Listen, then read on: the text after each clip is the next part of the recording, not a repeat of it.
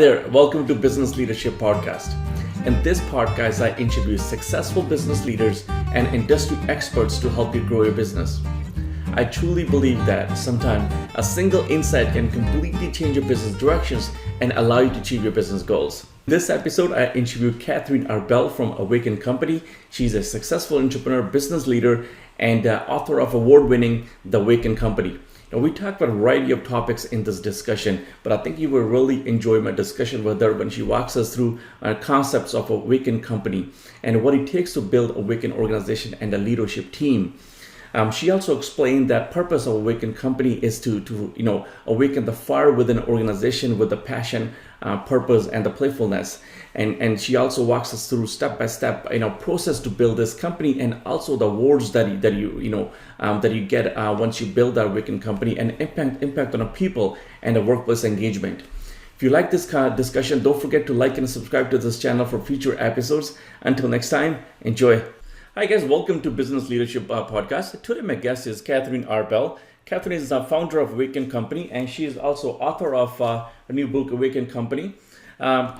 This concept around the Awaken, Catherine, I think what we're going through right now, internationally, nationally, I think this book can help a lot of people, especially, with so much disruption happen after COVID, and there's so many different items we're going through.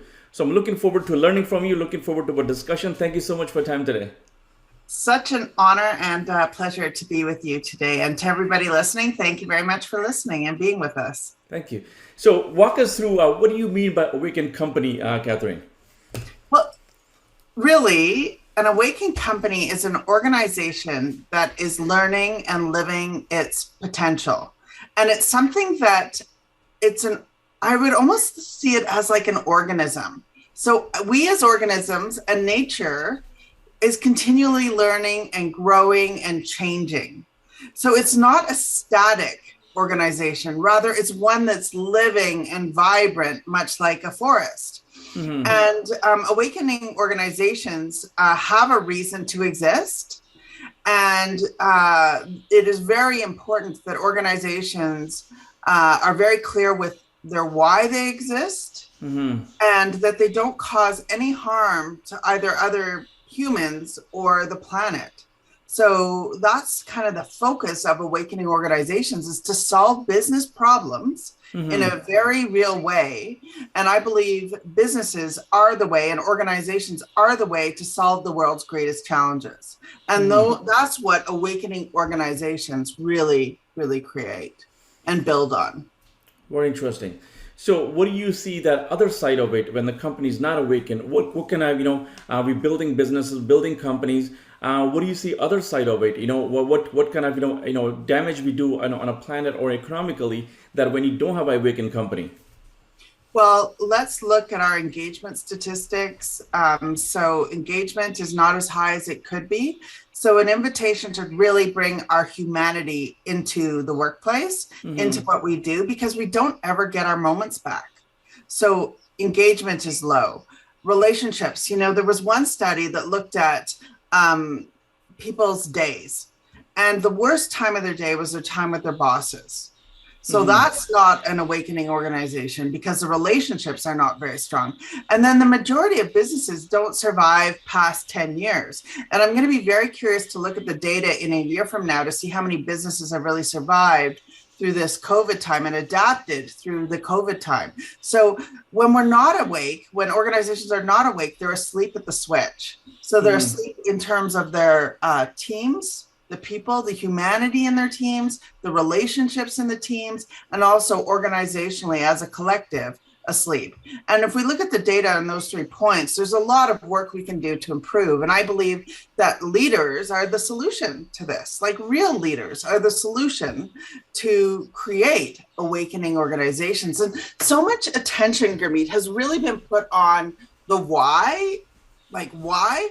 And I actually think we need to kind of go back, like recoil, and really think of who do we have to be to awaken our why. I see. Because unless we know who we are and come mm-hmm. from that centered, grounded mm-hmm. place, we won't ever get to that real why. Mm-hmm. And so often I meet with CEOs. So we help organizations to ignite and sustain the fire within with passion and purposefulness and playfulness. And CEOs will say, Kath, we want your team to help us go from $0 to $1 billion like you did that other company. Mm-hmm. And that's the wrong MO. That's the wrong focus. While finance is important, mm-hmm. it cannot be the sole driver of your organization. I see. It's really this alchemical blend between corporate culture mm-hmm. and financial results. It's both. So how mm-hmm. as leaders do we hold both? And how do we bring up the culture piece? What the research also shows us, Gurmeet, is if we put a 2/3 emphasis on corporate culture and 1/3 on financial, that's where really the forest in our organizations can grow and flourish. Mm-hmm. And too often there's been a focus, in my opinion, on the more financial aspects within organizations. Mm-hmm. On talking about the culture, Catherine, I love the quote you have it in the book. I thought it was very interesting. You mentioned a good idea supported by wrong culture seldom gain full value when implemented. On the other side, average idea implemented with a supportive culture often provides strong result. I think that's why culture trumps planning. So talk about culture. You mentioned a little bit about culture. What do you mean by awaken culture in a company? What kind of cultures that is going to be productive and help you achieve those, the goals, what you just mentioned, not only financial goals, but the company goals?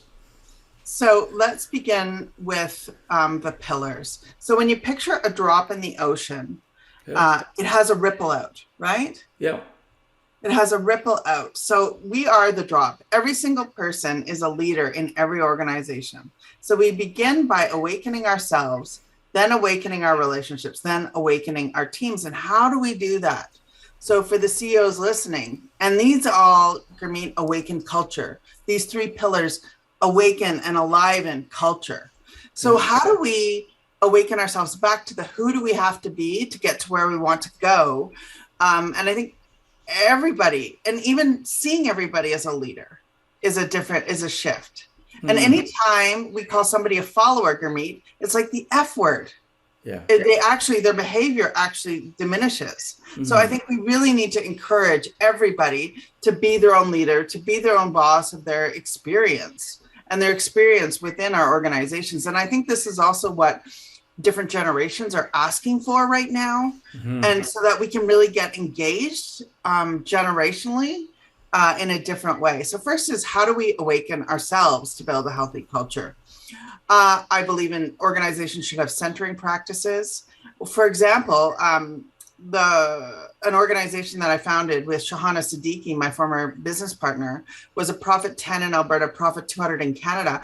And we would call stillness breaks because our pace of work was relentless. We were just like, go, go, go, go, go. So anyone in the organization called a stillness break, and we'd go into the boardroom and we'd all just center and be still together. And then we go back to our days. So number one, we need centering practices for people.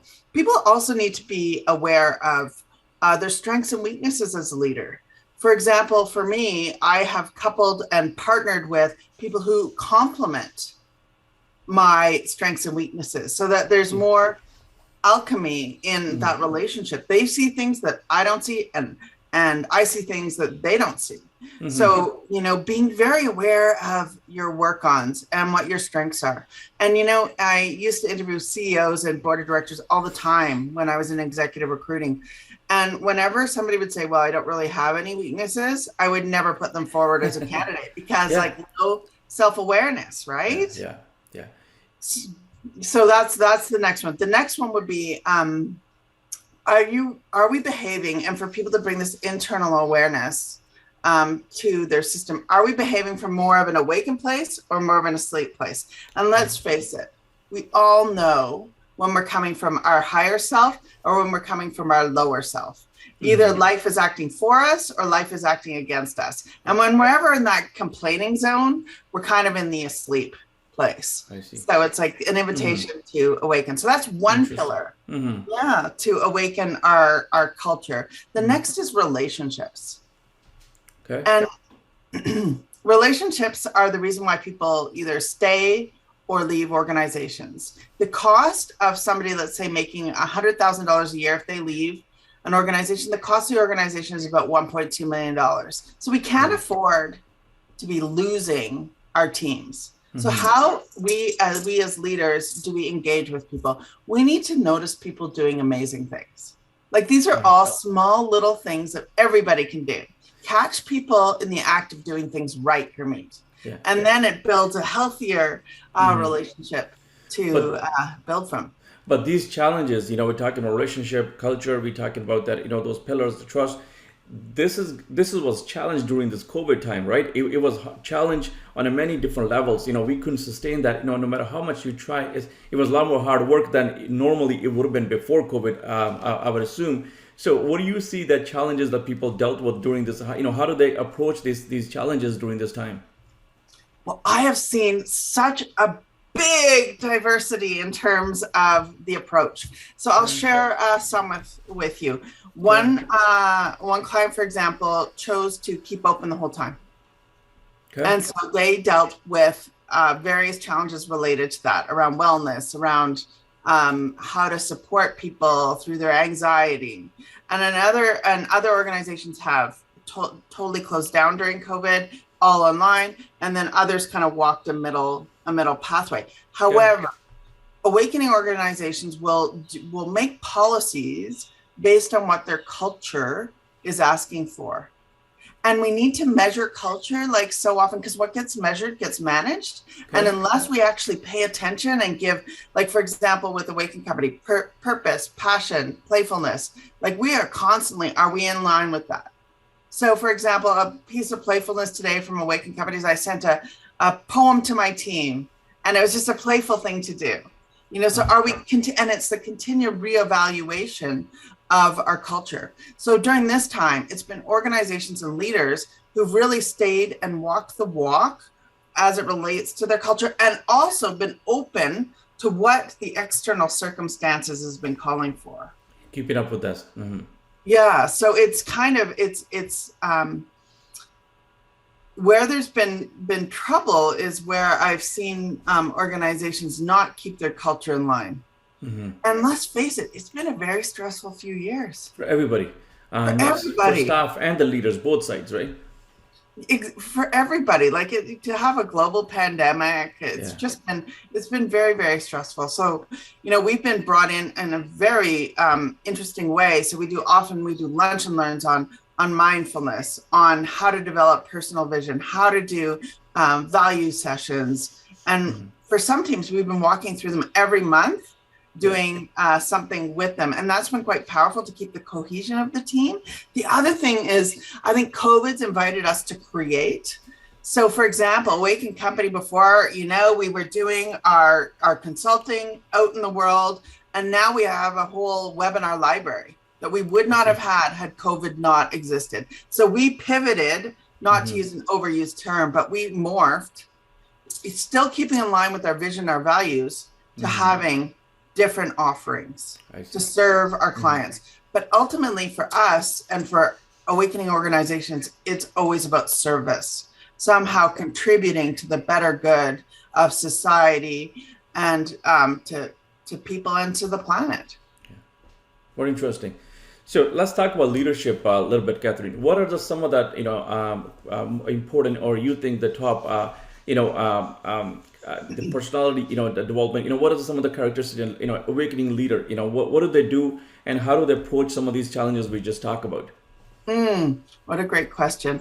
So I'm a big empiricist. So the Awaken Company blends business research with practical know-how and wisdom traditions. And I also teach at the Masters of Innovation program at Queen's University. And I'm really fascinated by leadership.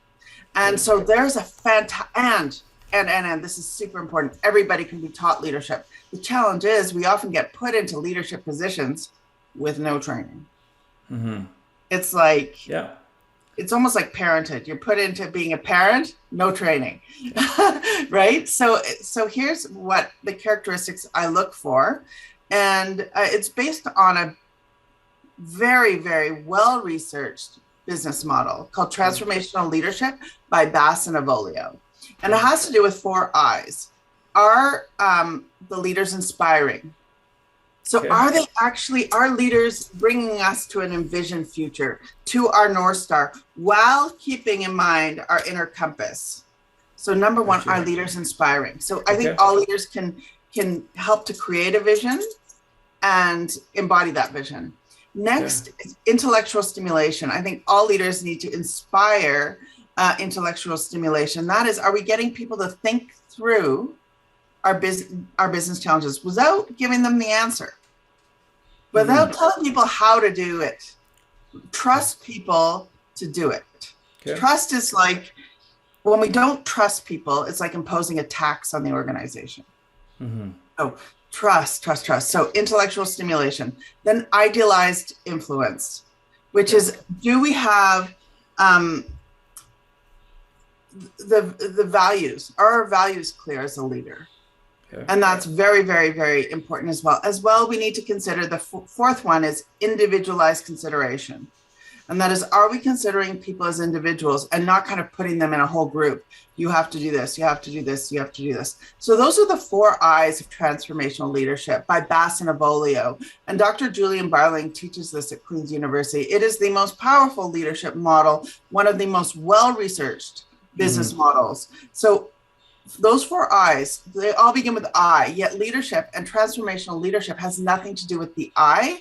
It always has to do with the other. How are we inspiring the other and considering the other and living those values? So every leader should write those 4 I's down. So let's go through the list again. Inspiring is the first one. What's the second one? Then it was intellectual stimulation. Okay. Idealized influence. Okay. And then individualized consideration. Individual consideration. Okay. 4. Okay. 4 I's. And then let's play with this for a second. If you look at engagement, Hermine, those people that are most engaged are positively noticed. The next most engaged people are those who are negatively noticed. The least engaged people are those who aren't noticed at all. So let's take those 4 I's and put them on engagement and begin to notice people with those 4 I's in mind. And that in and of itself will transform organizations. It is having the discipline and commitment to actually do it. That is, there's I would say a knowing doing gap. So the invitation for all the leaders and CEOs listening to this is to really embody what we're talking about. Yeah. As you know, you mentioned that, not everybody's leader. We all, especially business owners, I know, president or CEO of the company, I know, we all come from technical backgrounds, or somebody's, good at something and they started a business and they build the companies that way, right? So yeah, definitely we are very good at some sort of trade, but never, had those, leadership position. And then definitely challenges are there. How big is personal development challenge? You mentioned those 4 I's, to go on that and perform on those 4 I's and move a company forward. How big is a challenge on a personal development side for leaders to perform in those levels? Well, the highest performing leaders are the most self-aware leaders. So I would say that we don't have the option not to do this personal development. And I would say it's also our most important journey as human beings, is to go inside and really look at who we are, what we stand for, what we're willing also to take a stand out in the world for. And it's challenging to look at our stuff. It's challenging to say, maybe I'm not so good with the details, and what do I need to do about that? And I don't think there's any greater invitation for us as leaders to not do it, I don't think, to live a real full human life. And so how do we bring this humanity back into our organizations as technical leaders and as leaders, period? There's a real invitation to bring who we are fully to the workplace.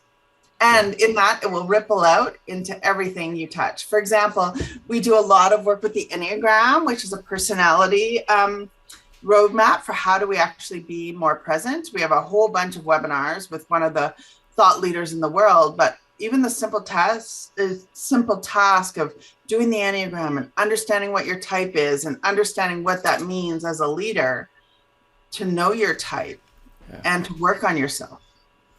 This is the one area I know the business leaders I deal with, that they're trouble with is a personal development. How much time you spend on yourself. This is a hard work. You gotta look in yourself. Figure out where you're weak and develop those skills. And when I started this YouTube channel, I didn't think I'm gonna learn this much from every discussions I have. But I've been learning. The books I go through and people are. And I can see the difference in my style of leadership, my company as well. How the information that I have, or how I interact with the people. Because my knowledge is very high. I didn't expect that when I started the channel, how much there's a learning for me to go through every discussion.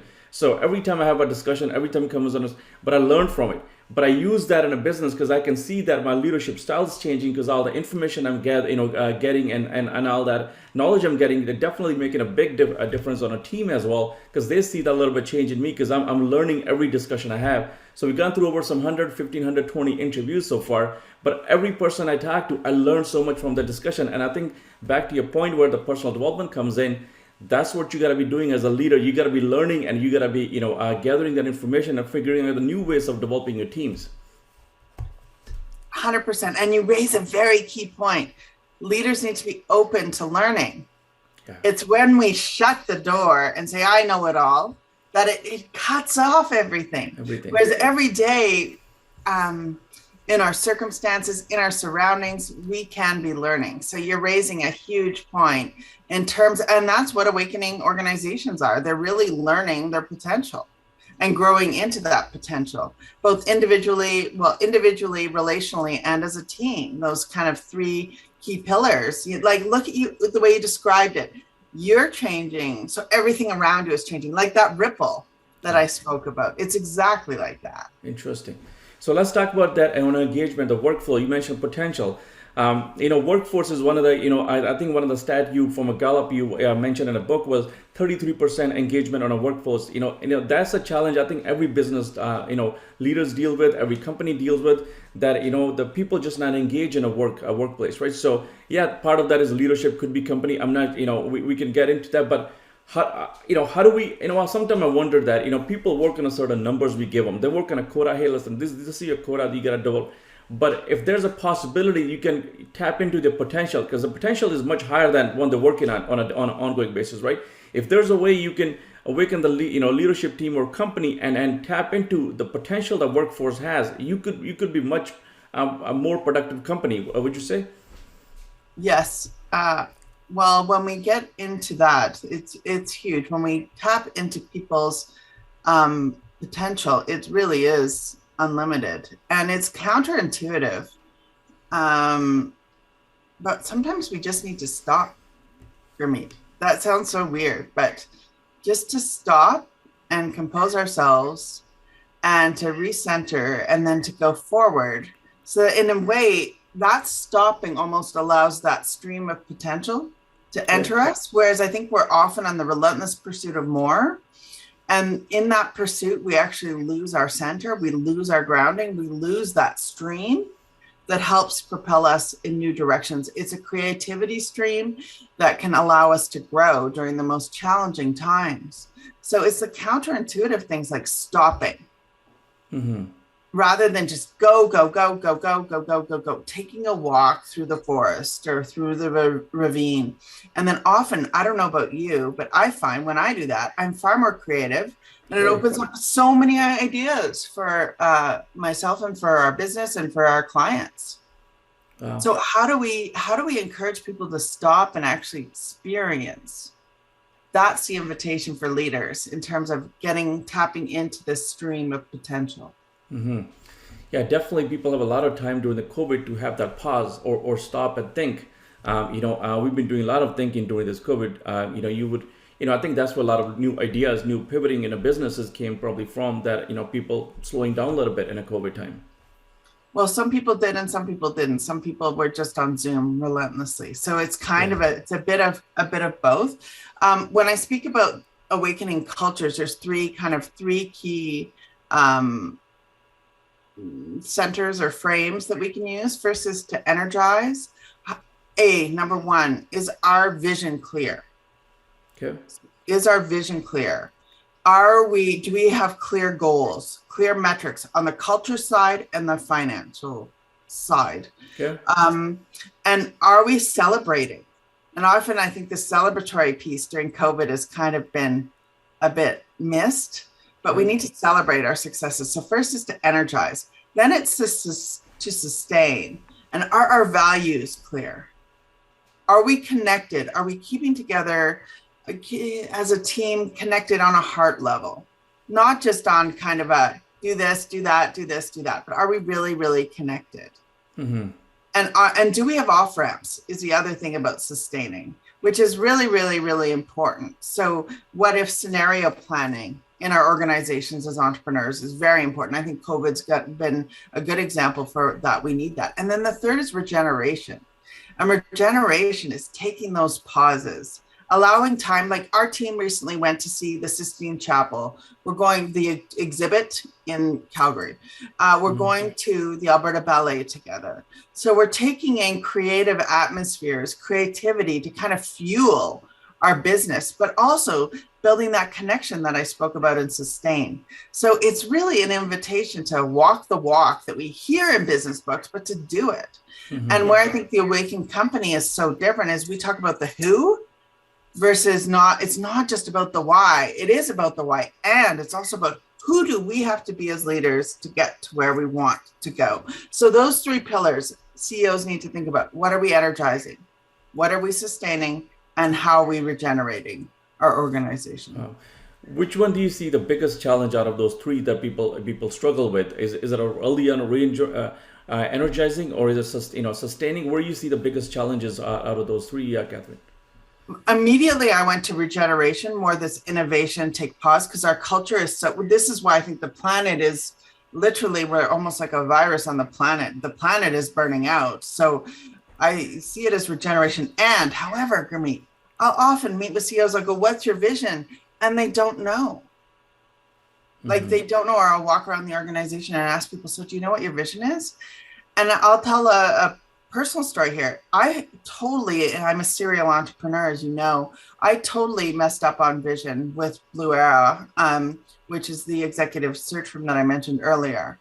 Okay. I thought I had my vision. It was so clear to me. And I noticed I used the word I. Okay. And I got the team together. I thought they knew what the vision was. Then we brought a consultant in from Denmark. Okay. And he asked everybody, what's your vision? Nobody knew what it was. Wow. So I cried myself to sleep that night and said, wow, what do I need to do? And then I realized one of Margaret Wheatley's principles: people support what they create. So instead of spending time like we had planned on culture, we spent time creating a vision. It was probably one of the most powerful things we could have done. And from there, nobody forgot it. However, then we so that's energizing vision. Then we needed to sustain it. So CEOs need to also remember to repeat. Like, for example, do you know what your vision is? Mm-hmm. Mine is ours is, our vision is definitely, both on a technically and financially, we live and, that's where we breathe. The way for us to remember is we post it on the walls in our office. So, but wherever you walk it around, you're just looking at the vision all the time. So, exactly. So we had so many fun things. We had people who would create big popcorn dishes with our values and vision on an ingredients list. So we need to repeat it. Yeah. And so that's the invitation, and the invitation for large organizations too, both small and large. Vision, values are often not known. So it's like, how do we get explicit? I went to Denmark to present actually, and I was very interested to look at how the government there continually reinforced happiness. And I'm like, wow, it's like what we reinforce gets created. It's one of the happiest countries in the world, apparently. So it's like, how do we really build what we want to create versus focusing on what we don't want to create? Mm-hmm. So in terms of engagement, even having that kind of attitudinal shift, what are we creating? What are we building? And how are we reinforcing it? Yeah, and how do you force it in such a way that everybody's on the same page with that, right? And bringing everybody on the same kind of vision and value, aligned both with the values and vision. Yes, totally. And then empowering it and keeping it going. That it's not just a one-shot wonder. It's a process. Mm-hmm. Very interesting. I quoted a few times Zappos in your book. What was so interesting to you about the Zappos, the way they run a company and the culture? What kind of stood out for you that you were impressed with their approach? Well, I loved meeting with them. I was so impressed that they had happiness as a focus for their type of business. Yeah. And it's awful what happened to Tony Hsieh. And it also is a good learning too, in terms of where we cross the line with wanting too much of a good thing. So it's to walk that middle line. But the fact that they built a whole culture based on building happiness, I mean, how amazing is that? Yeah. And to really, what's the human value? That's what I loved, the human value, the humanity. And that's the invitation for all CEOs, is like, how do we embody our humanity? How do we bring the fullness of our heart, of our thoughts, and also of our actions to our work, where so often we get kind of cut off. Yeah. And that is so much in a need, during this time we just gone through, the human value, everybody's gone through so many personal challenges, financial challenges, both leadership and the staff itself, right? So having that human factor has been so needed during this time what we just gone through for the last couple of years. Oh, people have been so anxious. So how as leaders have we really touched people's hearts to help with their anxiety, and also to admit our own anxiety? We didn't know what was going on. We wanted to keep our organizations alive and thriving. And how are we supporting our people through these times? Like, mental health has been so challenging during this time. And I think a lot of the clients who we've been working with, that's been a big focus of our work, is mindfulness, knowing ourselves. How are we relating to each other? Connecting with each other via walks. I mean, that's not anymore, but that's what we are doing. Yeah. I was speaking to one Dr. Omar on a channel, and he mentioned that the challenge we have in Canada is, about 65% the workforce we have in a mental health, they're all above age 55 and 60. They're looking for the exit over the next 4 or 5 years, and where the need in the market for mental health service is much higher. And we losing the segment of that workforce in the next 4 or 5 years. So we're going to be in a really in a stress that new people not entering into this workforce as in the same speed as people exiting, retiring. So that's where he sees the challenge, and that is definitely that is the issue, because people been going through so much for 2 years, a long period of time, when everybody's sitting home and trying to figure things out by themselves, right? So it does impact, especially on children. It does a much bigger impact when it comes to mental health. Very much so. And also, you think of parents managing their children during this time, and a lot of the leaders have children, and I have 2 sons, and it has not been an easy time, and it's been a great way to kind of talk about things that we wouldn't otherwise talk about. Yeah. So we need to start communicating our own vulnerabilities as leaders, as well as really communicating, not kind of just the surface. So where you see the business leaders that you're working with, Catherine, how are they handling the people, hybrid situation, or people coming back to offices? How are they handling some of those decisions that they have to make in order to, move forward with the businesses? Now, restriction seems to be dropping down in Canada. Well, I am seeing a real kind of rainbow of responses. There's some people fully back at the office. There's others who are doing hybrid, and there's others who are staying online. And then there's others who really don't know what to do, still don't know what to do. So, and again, I think you have to look at what are your cultural values, what's your vision, and also what does the team actually want? That's then the response, and to survey your team to see how they would like to work. Like, so for example, I have one client who said, never are people going to have Fridays off. Yeah. Well, and now they're saying they can do whatever they want. Like, it's like I'm seeing big shifts. And I really think we have to tap into, back to what you were saying earlier, Gurmeet, the stream of creativity is what motivates our team? What is in the best interest of our team? What is in the best interest of our client? And there's been research done, something called the service profit chain. Okay. So if our people are happy and engaged, then we're more profitable. Mm-hmm. So like, how do we empower our team in a way that they want to be empowered? And again, back to that transformational leadership model I talked about, it doesn't have to be one size fits all. So some people I know love going to the office, and other people I know don't love going to the office. Yeah. So I'm really for the hybrid. However, I think culture trumps everything else. So whatever the culture dictates, that's what I think the way forward is. And also to be flexible. You know, here we are, you're in Toronto, I'm in Calgary. So isn't this amazing? Yeah. You didn't have to fly here. I didn't have to fly there for this conversation. Yeah, you can still have the conversation. Beautiful. Exactly. You've been traveling quite a bit, Catherine. Talk about internationally. What do you see other countries? Are they in the same boat as Canada? Like, how are they approaching some of these challenges that we talk about? Oh my goodness. Well, I went on a trip to Egypt with my colleague Russ Hudson. And I wanted to learn more about Egyptian culture. So it was a little bit of work, a little bit of play, because Russ and I obviously worked together. And there I was noticing that obviously tourism is really down. Okay. And COVID was like, it was almost over. So I think it is time right now, given that restrictions are lifting, for us to come together, because there's something also magical that happens when two people meet each other and greet each other. Mm-hmm. And I think we also, from a cultural perspective, one of the things I talk about in the Awaken company is how the more diverse our team is, the higher performing it is. And I think it's a real invitation now to up our inclusivity, to make sure everybody feels included and welcome to the party, because we'll actually be more creative and more financially successful.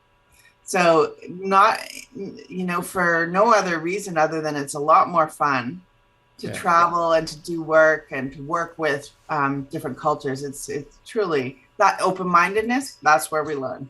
Yeah, well, look at it. Even in Ontario, we're becoming a tech hub for a lot of software or companies, and having that skill set on your team, diverse skill set that what you just talk about. With the COVID, you can have that skill set internationally or any other countries or any other province, right? Because we all work in Moldy, so having that different skill set is a key for people to move the companies forward, right? Well, totally. And I'm working with an organization in New York and met with them. And it's a huge part of their strategy. And they're growing as a result of that strategy, which is truly awesome to see. Like a very deliberate strategy around being more inclusive and developing different revenue streams based on being more inclusive. Okay. And it's very powerful. So I'd encourage every leader listening to this to really look at what are the possibilities for us to be more creative around our vision, values, to be more inclusive. It's time. It's about time. And often, often I'll be the only woman in the boardroom, and it's time for that to change. Wow. So what has to happen for this change to take place, Catherine? Talk about some of those. Are we seeing that? Is there hope that it's changing? Are we developing more female leaderships in universities and colleges that is coming? There's a hope that it's gonna change, or what are your thoughts on that? It's changing already. It's amazing. It's beautiful. Totally amazing. And again, back to what gets measured gets managed, is I would invite everybody in terms of their cultural strategy to have some really deliberate numbers around what's important to your organization. But unless you know what's important to your organization, you will go awry with this. So again, back to the focus, vision, values, metrics, so important. And to really keep focused on what it is that you want to create and to build that. And I'm very, very excited and optimistic for the future. And people are talking about the Great Resignation. And I just think, Gurmeet, that's because we haven't tapped into what's important to people. So when we do, we get all of this discretionary energy So for example, one of my colleagues, she's amazing, and she's giving 100% plus to Awaken Company because it taps into her values and to what's important to her. So invitation for every leader to really build on that. And then we get all this discretionary energy and people are happier and it's more joyous. And and now is the time to do that. We know it. As leaders, we know it. So now we've got to embody it and empower it.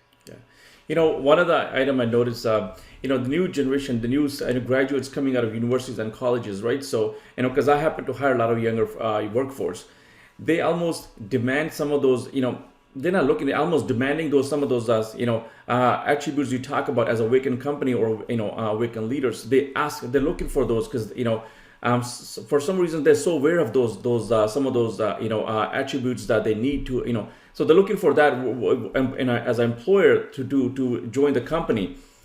You involved in a couple of these kind of universities. What are your thoughts on that? Do you see that universities are changing their approach to develop some of those skills, characters that you mentioned that in Awakening Leadership, or what are your thoughts on that? Are they changing some of those courses, or they're aligning that with the new leadership skill sets?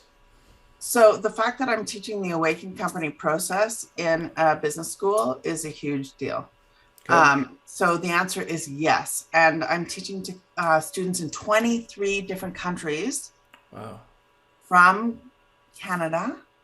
Wait, so that's online courses? It's online. And when I did my MBA, it was online too, over a decade ago. Okay. Normally I'd meet in person and then do online, but we've been all online. And what I'm noticing is that these students are hungry. They want to contribute, and their values are clear. And they're also very direct with their communication, which I find quite empowering. It makes me very, very hopeful for the future. Whereas in the past, I think most traditional business schools didn't cover these things, whereas we're doing the Awaken Company process in business schools now. As well, I was a fellow at the Huskin School of Business and spoke about many of these things to the incredible MBA students there. So I am incredibly hopeful that when we as leaders tap into our own potential and our own vision and values, and it's not always clear. So sometimes we have to muddle through the mud a bit. Yeah. And when it becomes clear, it's like the world is set on fire. We can create, and we can create with amazing people who are very committed to what we want to do. So, and we see, like, I never would have thought, I'm now developing an app. I never would have thought that I ever would have done this, but it's because the vision values attract other things to happen. Oh, yeah. So when you align with that, the ripple effect you talk about, if you ground yourself with that, and definitely it makes a ripple effect. No matter what direction you want to go to, it impacts everybody. It impacts everybody, and also then getting your technology aligned with that. Yeah. And having the technology support that you need. So it affects every aspect of our business: technology, operations, finance. Yeah. I don't like the word human resources because I don't really see people as assets. Yeah. Where it's humanity, right? It's not assets. So openly used, but definitely I have some issue with that as well. Interesting. So let's talk about your journey, Catherine. How do you get involved in leadership? I know there's the two companies you mentioned, BluEra and another one. And how did you get involved? If you talk about your journey a little bit. Sure. So I'll be very brief. Well, I'll be somewhat brief. So I started off in university in sciences at Waterloo. Okay. University, and that wasn't really a fit for me. So I changed and ended up getting a degree in sociology from Western. And I started in market research and decided that wasn't for me. In other words, it's almost been like a soul searching journey right from the beginning. Yeah. So market research, that wasn't for me. I enjoyed my experience. And then I saw a career counselor and like, you should get involved in executive search. So I said, okay, I'll try. Well, nobody was hiring at the time. I had to convince somebody to hire me. I wrote the 5 reasons why you should hire me. Okay. And eventually, before I was 30, became partners with that individual. Yeah. So that was an executive search. And then I joined one of the top 10 executive search firms in the world, and then realized that there was a better way to do things. And that's when Shahan and I kind of splintered and became BluEra. And then as I was working through BluEra, and we were doing things radically differently. Unlimited vacation. This is over a decade ago. Keep in mind that book was written over like a decade ago, was the process of writing. So even though it's so current now, it was like my thinking decades ago. Wow. So we did unlimited vacation, bring your dog to work. We won tons of awards for best workplaces because we opened things up. We're like, we trust you, do the right thing. We became a Profit 10 in Alberta, Profit 200 in Canada. And at the same time, I was at a course in New York, but in a dimly lit cafe, and the name of the Awaken company just came to me. And I was like, what's this? So I told my colleague, she's like, you got to trademark that and you got to write a book. So started writing this book about really the building of culture at BluEra and doing things so differently. And I wrote the first few copies, and my business partner was like, this is terrible. I'm like, oh boy. So I kept on working at it and working at it and was kind of relentless in the writing of it. And then I'm like, I want Eckhart Tolle's publisher, Namaste, to publish it, because it's a different book. And meantime, I was being written in Women of Influence and Fortune, etc. And I was like, I want her to publish it. So I convinced her to publish it. So here's another thing: where there's a will, there's a way. Yeah. And I also was reaching out to business leaders like Tony Hsieh, like Rose Marcario, the CEO of Patagonia, like Otto Scharmer, who works at MIT. And these people didn't know me. I mean, so my invitation for everybody is just try, experiment, like play, don't give up. Yeah. So then the book became a bestseller. It has won a lot of awards. And I'm like, I want to, and then we sold BluEra to an amazing US firm, and BluEra continues to thrive because they left the culture alone. So not only have I been in a partnership, which a lot of people wonder about, I've been in a 50-50 partnership, and then we expanded it, but then I've successfully sold an organization and graduated to grandma, where I'm just like, they're my friends and I support them. And then built another company, the Awaken company. And now we've got webinars with people all over the world. We're consulting all over the world.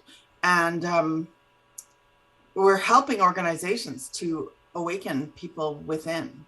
And it's been a very amazing journey. We have 3 more books that are in process right now.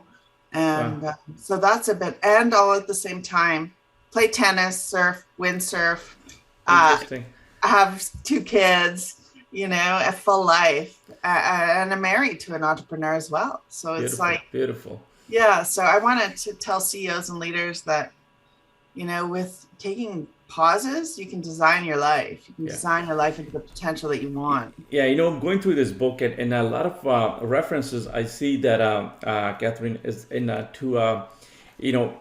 different level of conscious, and I'm thinking, somebody got to be spiritual, very spiritual, awakened to write a book like this, because it's a lot of it's connected. So I'm thinking, where is that coming from? Is that, are you spiritually, are you spiritual, or is it just that came out in a book that way? I'm very spiritual, and I also appreciate every type of religion. So it's spiritual, not religious, is what I'm saying. No, that's what I sense. That a lot of terms that there's reference I see in a book is very spiritual, and I'm thinking, somebody got to be very spiritually, conscious to write a book like this. Well, thank you very much. And I do have a Vajrayana practice, which is amazing. It's kind of my foundation, which teaches a lot about stillness, about mind stream, about being kind and compassionate and loving, and being in the moment, not being in any other places. So I'd encourage everybody to look at what is your foundation as a human being, like what's important to you. Because I don't think enough emphasis is put on that. I think we've kind of strayed. Do you agree with me, Gurmeet? I see you kind of. My wife is she's a scholar in that. She spends a lot of time, and recently she showed me a book, Dr. David Hawkins. He has a chart of consciousness. He's talking about different levels of that. And I started looking. I'm always learning. No matter what comes in my way, I always find something useful for myself. So I went through that, and I think being a little bit spiritual is an asset for business leaders. No matter what leadership's level you at, having that little consciousness on on that little bit growth in that area, I think that's a skill set. So when I have a stressful time, we all go through a lot of stresses in a business. We all go through ups and downs in a business, but having that grounding, I think that puts you over the little hump that you're gonna go through coming work, because you gotta keep the energy high. You gotta maintain that. So I think I use that as a if I a little bit being aware of that, I think it's an asset for me to get through a lot of challenges in a business. Yeah, totally. So for example, how I mentioned often I feel like I'm the only woman in the boardroom. I am physically the only woman in the boardroom, and then I'm like, yes, but the goddess has my back.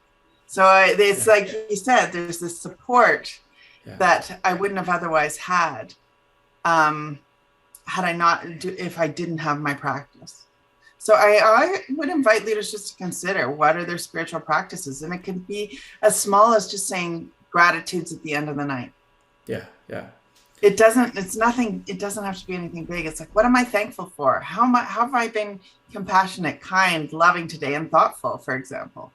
So is it important to do end of the day or first, early morning? Which ones do you prefer to do? Because I do early in the morning. I know a lot of people do at night. I would say both. And I would also say for people between meetings, just to stop and just to notice and appreciate whatever's around them. So I'd say at the beginning, setting the stage, maybe just a centering for the beginning of the day. During the day, maybe every time you go through a door, stop, notice, appreciate, and at the end, I would say appreciations. Those are just some simple practices. Yeah. But where we put our mind and our heart, then it builds energy around it. We really are being created through what we're creating. It's a reciprocal relationship. Very interesting. Yeah, I was, during this COVID, I jog a lot. I go for a run quite a bit. For me, that place when I jog, it takes me to the zone where I'm very grounded. So I listen to a book, or I'm listening to something about gratitude or something. When I'm running, I usually do 10, 15K. So when I'm going by 2 hours or two and a half hours, I'm going out. But that grounds me. For me, that's for my way of doing meditation when I'm running. But those you gotta figure out as a business leader who are listening. You gotta figure out what works for you and just use a practice to ground yourself. And I use a lot of pause, what you just mentioned earlier in our discussion, right? It's so important, and I have a yoga practice as well.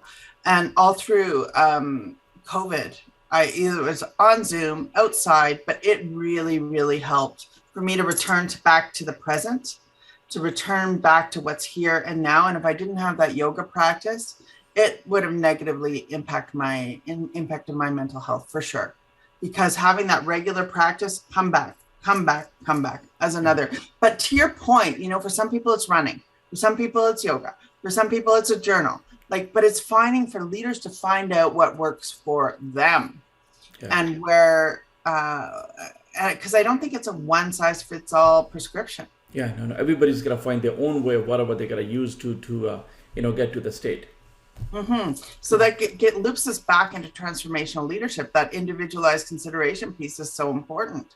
Is how do we help our team find out where they find their inspiration? Yeah. And is it through a run? Is it through a walk? Is it through? I also play tennis. Is it through hitting a ball?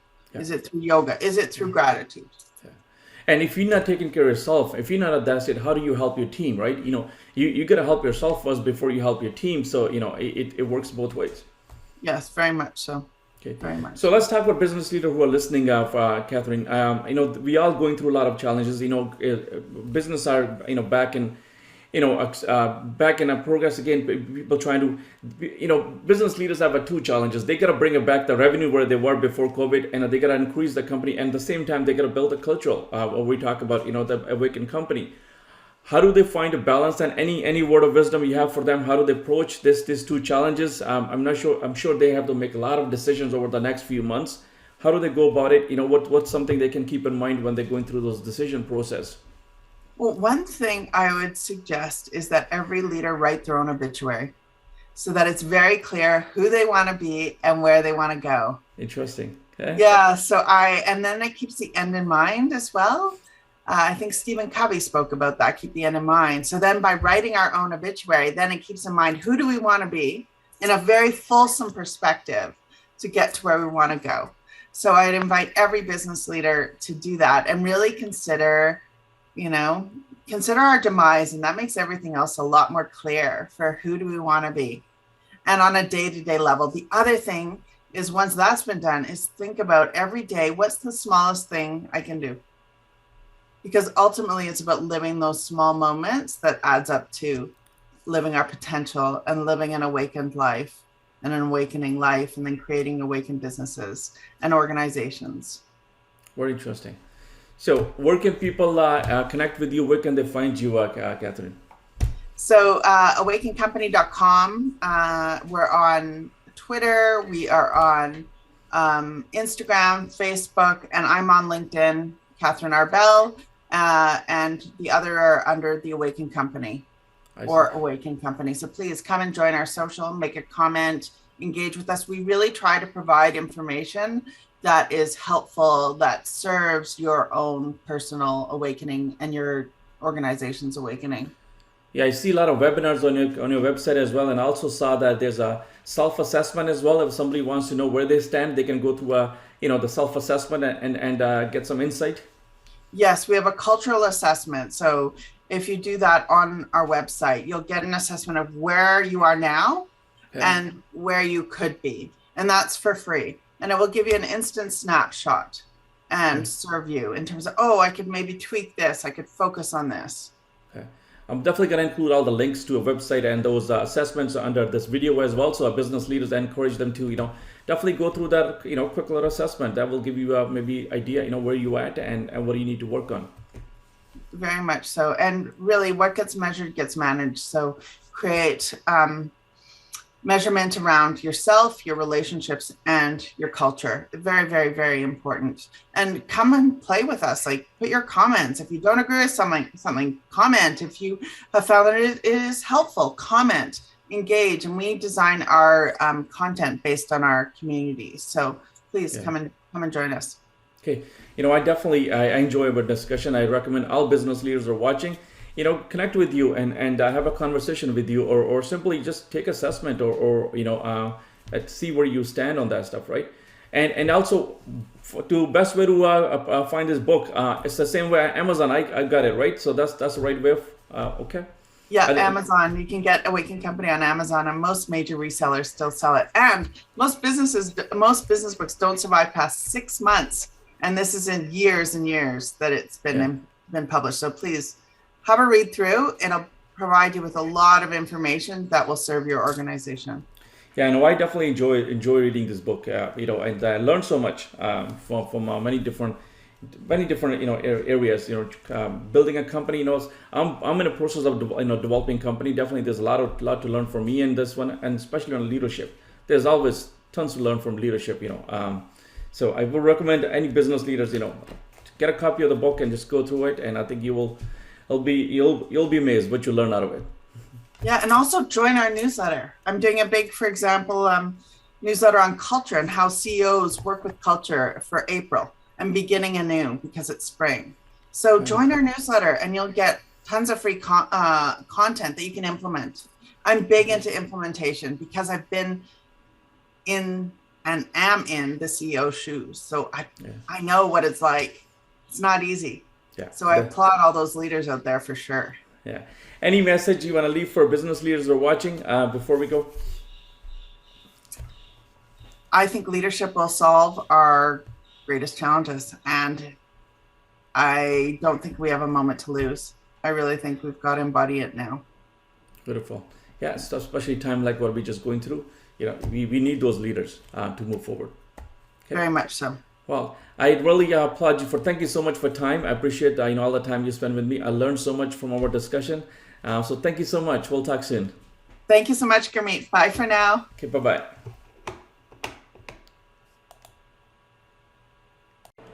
Hi there. Thank you so much for investing time with us and watching this video. Hope you enjoyed this discussion. For next episode, please don't forget to subscribe to this channel and send your feedback. Until next time, have yourself a great day. We'll talk soon. Bye-bye.